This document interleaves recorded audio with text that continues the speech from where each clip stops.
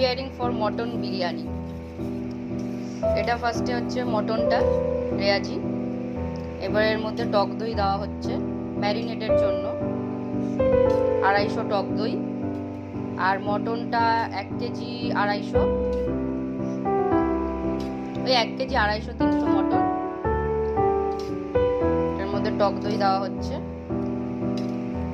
এরপরে দেওয়া হচ্ছে আদা বাটা, পরিমাণ মতো আদা বাটা,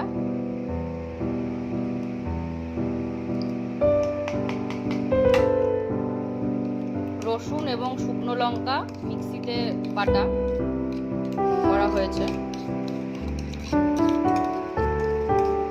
রসুন পরিমাণ মতো, আর শুকনো লঙ্কা এতে দেওয়া হয়েছে যে যেমন ঝাল খাবে,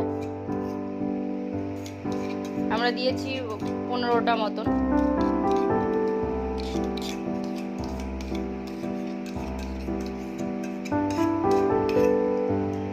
এক চামচ চিনি। এটা হচ্ছে আমাদের হোমমেড বিরিয়ানি মশলা, আমরা বাইরের কেনা ইউজ করি না, তো মা নিজে থেকে এটা বানিয়ে বিরিয়ানির মশলাটা তৈরি করে বাড়িতেই। পরিমাণ মতো বিরিয়ানির মশলা ম্যারিনেটের জন্য। এটা হচ্ছে কেওড়া ওয়াটার, পরিমাণ মতন।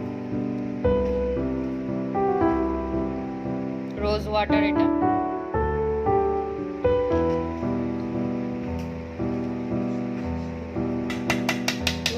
পরিমাণ মতো নুন।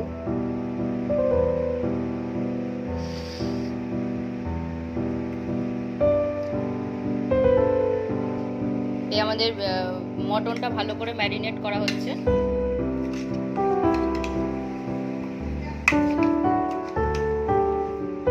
মটনটা ভালো করে মেখে সুন্দর করে ফ্রিজে 2 ঘন্টা বা 2.5 ঘন্টা রেখে দিলে ভালো হয়। ম্যারিনেটটা অ্যাকচুয়ালি ভালো মতো দরকার। আমাদের চিকেন ম্যারিনেট করার জন্য রেডি হয়ে গেছে, আর এইখানে চাল রয়েছে 2 ভাগে ভেজানো রয়েছে। আমাদের 11 প্লেট বিরিয়ানি হবে, সো সেই কারণে আমাদের চাল নেওয়া হয়েছে 1.5 কেজি মতন চাল নেওয়া হয়েছে আমাদের 11 প্লেট বিরিয়ানির জন্য। চালটা ভেজানো রয়েছে, এখন কিছুক্ষণ ভেজানো থাকবে চালটা। চালটা যত ভেজানো থাকবে তত সুবিধে হবে, মানে ভালো হবে অ্যাকচুয়ালি। সো চালটা এখন ভিজুক কিছুক্ষণ, মিনিমাম 2 ঘন্টা ভিজতে হবে চালটা। এই এখন আলুগুলো সেদ্ধ করা হয়েছিল, সেদ্ধ করে আলুগুলো এখন ভাজা হচ্ছে হলুদ দিয়ে নুন দিয়ে তেলের মধ্যে ভেজে তুলে রাখবো। আর এদিকে জল গরম বসানো হয়েছে, জলটা ফুটলে চালটা দিয়ে দেবো।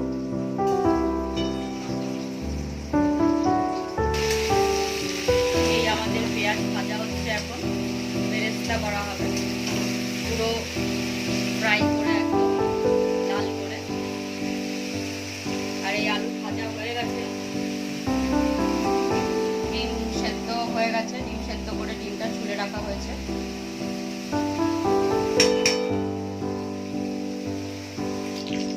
এই তেলের মধ্যে তেজপাতা দিয়ে, সর্ষের তেলে তেজপাতা ফোড়ন দিয়ে এবার মটনটাকে, ম্যারিনেট করা মটনটাকে দেওয়া হবে।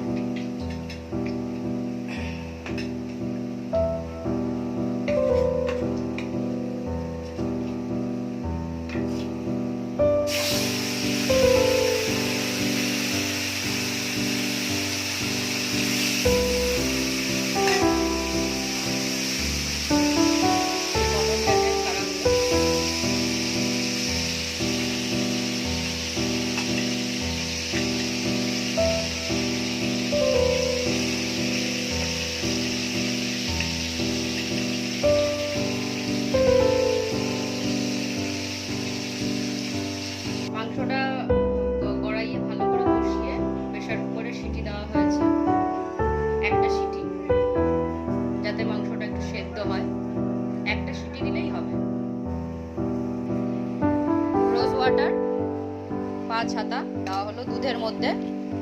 দুধটা কতখানি দেওয়া হয়েছে? 250 দুধ, 5 হাতা রোজ ওয়াটার, এটা কেওড়া ওয়াটার, এটাও 5 হাতা দেওয়া হবে।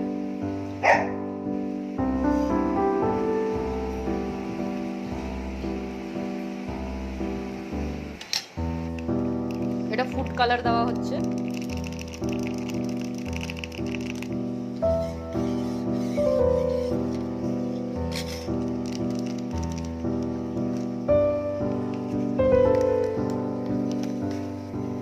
মিঠা আতর,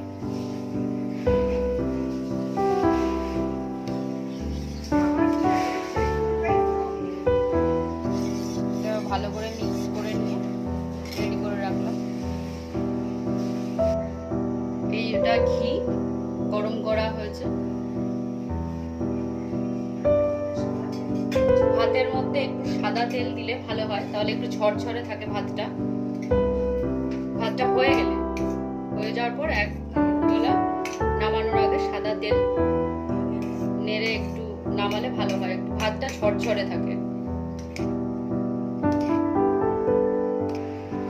হাঁড়িটার মধ্যে ঘি দিয়ে ভালো করে মাখিয়ে নিতে হবে।